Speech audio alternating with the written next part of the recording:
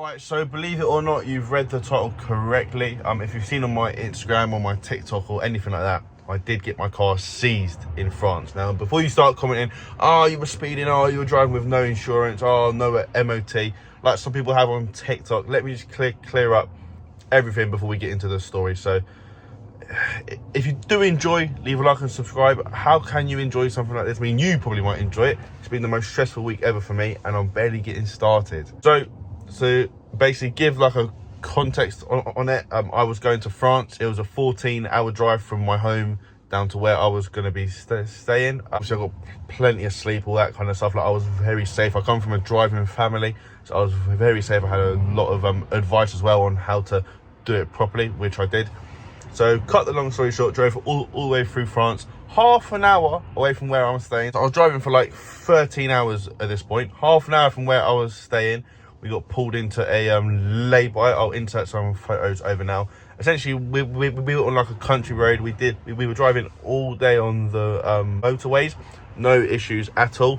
The second I got onto country lanes was when we started to face problems. Well, I say problems, this one problem. So we got called into the lay-by. That he instantly took my driving license off me, as you do. I haven't got anything to hide, so I gave it all over, showed him. I didn't have my V5 at the time. I was in my Ford Puma, which at the time I only had it a week, so my V5 hadn't arrived in time. However, V5 isn't proof of ownership anyway, so I showed him my finance, my insurance, everything that's under my name with the reg as well. They were happy. But they said within like 2 minutes, we're keeping the car. Like they were set on it. Now that will be interesting the more we go on. So he said, I'm keeping the car, you're not getting the car. I was like, why? He said, oh, you've been clocked doing 148. No, first he said you've been clocked doing 158, which is like about 100 miles an hour. Now I'm going to put a photo up now of when we left the site in the tow truck, and you can see the road. It's a country lane. I'm in France. I'm on the wrong side of the road. There's trees either side. It's not really a place.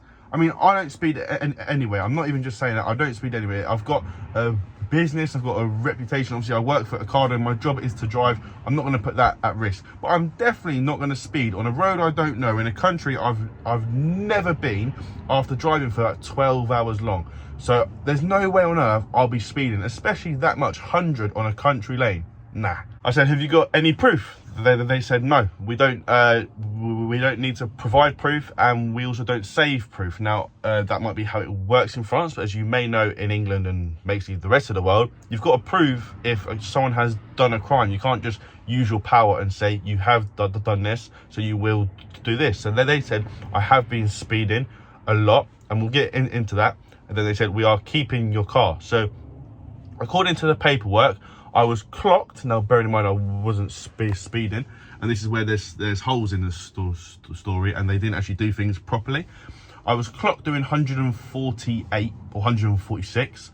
They presumed I did 158 because they said something like they didn't hit, they didn't see my top speed or something, or like my peak speed.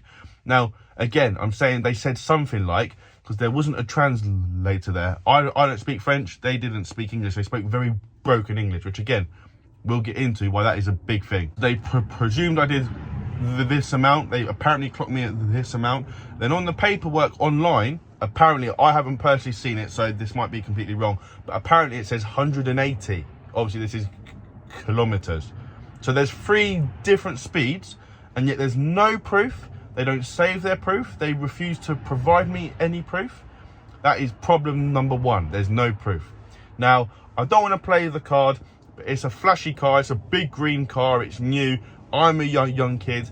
Maybe they saw like a potential payday, or maybe I was doing something wrong. I know I wasn't doing anything wrong, but it just feels, I hate saying that, because like it feels like, oh, like I'm a pick me, or like I can't explain it, but it feels like a get out clause by saying, oh, I'm young, the car was new.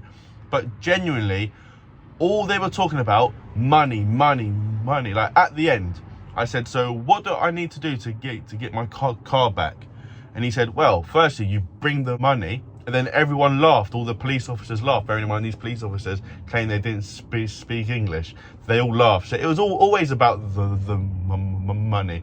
I had to pay taxis, I had to pay fines, I've had to pay flights, I had to lose out on my accommodation, I had to lose out on my ferry. All in all, not even taking away the time off that I booked off of work and things like that, I'm about 2.5–3 grand down on this trip for something that I actually didn't even do wrong. Like, I didn't cause an accident, I didn't fall asleep at the wheel, I was perfect. I was actually quite proud of myself for first time driving in another country, driving for quite a long time, and I was fine, I was happy. And the one thing that went wrong wasn't even something I did. While we were actually there as well, some motorbikes went past us and they didn't even go after them or anything. So I was like, what the hell? Like, why have they just got past? So then one guy, there was about 9 police officers there. So we first got, sorry, this story's kind of going everywhere. We got pulled in by 2, then another 2 came on a bike, and then another like 3 or 4 came in a car. And then one of them was the chief as well, because he was wearing like a different outfit. It's like, it was clear I was one of the first or one of the most important things that they did that day, because there were so many people there. And then the weird thing is, the 2 people who pulled us in left. I met, like, they are police. Like, I've gone through the whole process of getting the car back, and I'll be talking about that soon. But yeah, as I said, I'm about 2 grand, no, about 2 grand. I'm about 2.5–3 grand down, and I'm trying to be positive and like portray it with energy. But this week has genuinely been the most draining week, I think, of my life. And that's quite crazy to sound, and it might sound a bit extreme, but I was completely powerless. It didn't matter what I did, what I said, they had all the power, and that wasn't nice, because I know they were abusing their power by A, telling me I've done something that I haven't done, and B, they knew I was 14 hours from home, I was 12 hours from Calais. They didn't care.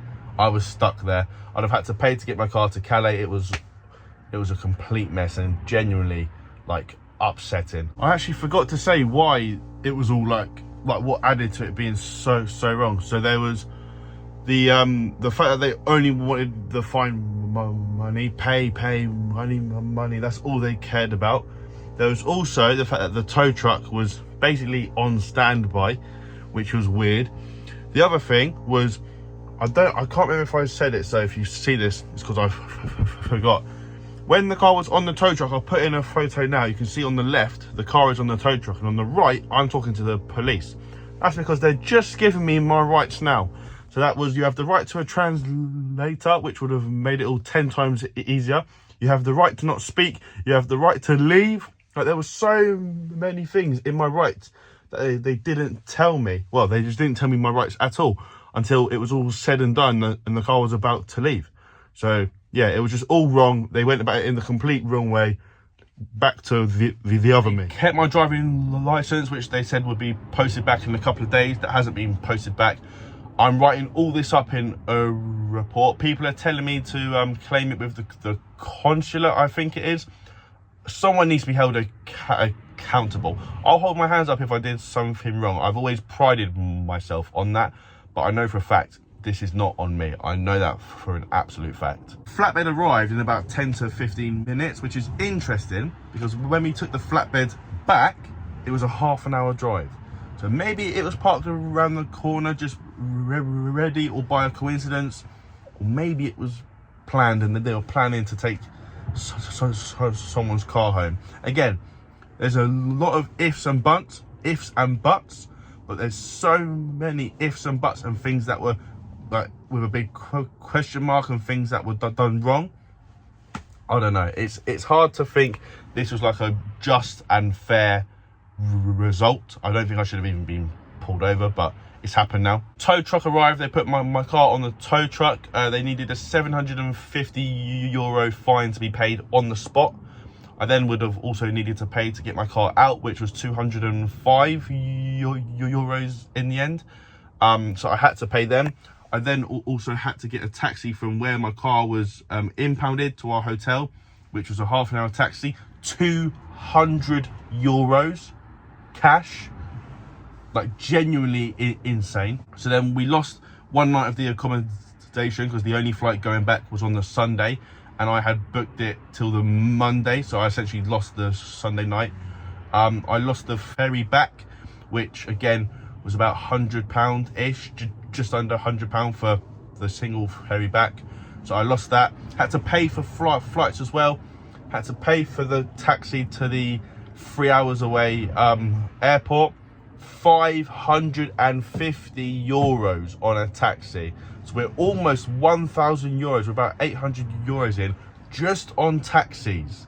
Like, genuinely, it's insane. I had to pay fuel on my car, tolls on my car, everything, and it was a waste, a complete waste. It's genuinely sickening. Not like, financially things come and go. I think we've all heard that saying. It comes and goes. You'll bounce back, but it's disgusting. It's genuinely disgusting, and it's upsetting how I was treated. I was there as a tourist, and to like see the sights, and the whole drive down I was saying how beautiful it was, like genuinely, and then it just all went completely wrong. So yeah, they kept my car, they kept my driving license. My car was collected at the time of filming this yesterday. It's arriving at my house tonight. So tomorrow I'll film the video on like getting my car back and everything. It's been a headache. There's been so much paperwork. It's disgusting the way I've been treated. I wouldn't wish it upon anyone. But again, it's the cards I've been dealt. I'm just hoping the authorities who are there to protect people from this kind of stuff do help me out, because yeah, it's been horrible. It's been scary. It's been upsetting. But I'm home, I'm safe. The car, if that broke while it's out there, it is what it is. But I believe everything's fine. It's just been very expensive. So yeah, as I say, hope you've enjoyed. I say that on every video. Can you enjoy something like this? But leave a like and subscribe anyway. I always try and turn everything into a positive. I am trying, but it's a bit of a challenge. Hopefully, I'll see you again. I'll do a follow-up after this of how I got my car back, and hopefully I'll get some advice in the comments on like what I can and can't do to fix this. But yeah, hopefully I'll see you again. Cheers.